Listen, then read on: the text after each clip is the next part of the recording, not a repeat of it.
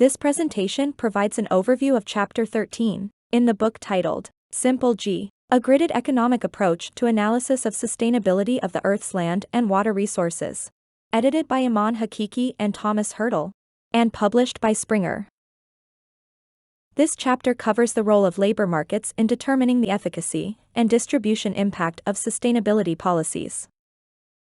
Labor markets are often overlooked in the modeling of conservation policies. This chapter will also show how to incorporate labor markets into the Simple G framework. This slide provides an overview of all chapters in the Simple G book, each of which has an accompanying presentation to motivate the material covered in that chapter. During this presentation, we'll cover Chapter 13, which is on the role of labor markets in determining the efficacy and distribution impact of sustainability policies.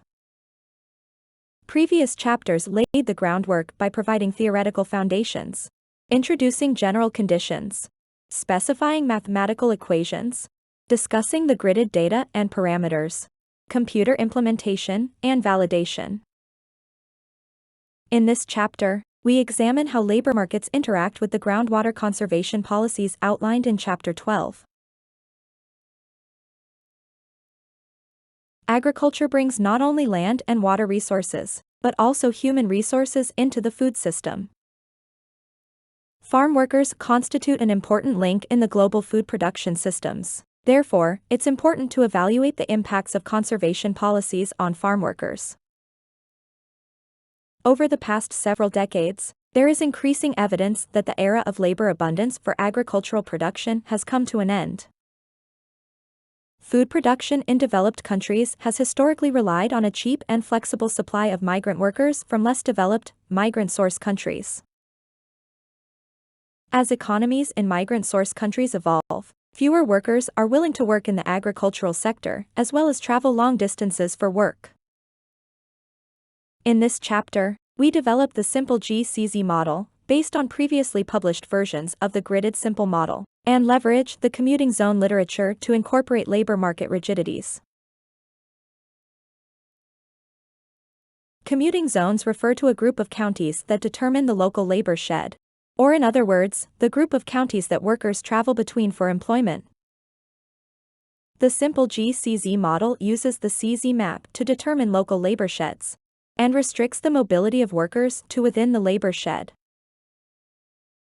The supply of agricultural workers to each labor shed is determined by an upward-sloping labor supply curve, which implies as demand for workers increases, producers need to pay a higher wage rate. This contrasts with the common assumption of perfect labor mobility, where labor demand fully determines employment. This chapter runs 2 experiments. The first global experiment is motivated by the volatility in the global commodity markets in the wake of the Russia-Ukraine war in 2022.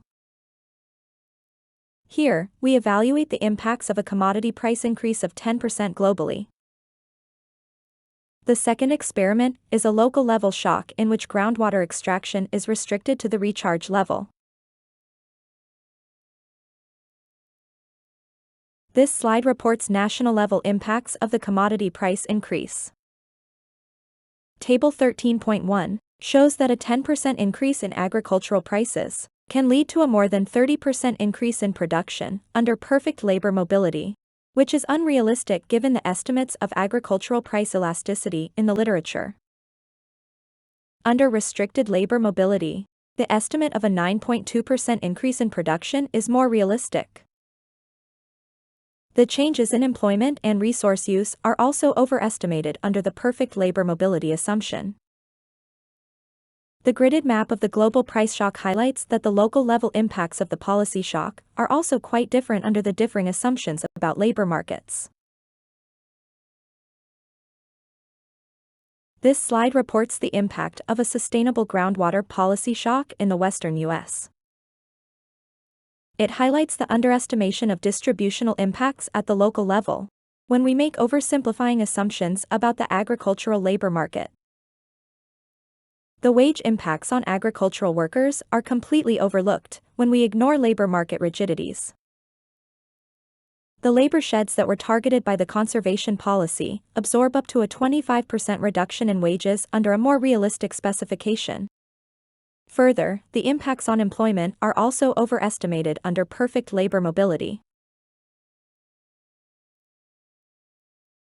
In summary, the structure of labor markets plays an important role in determining the distributional impacts of conservation policies, as well as their effectiveness in limiting resource use.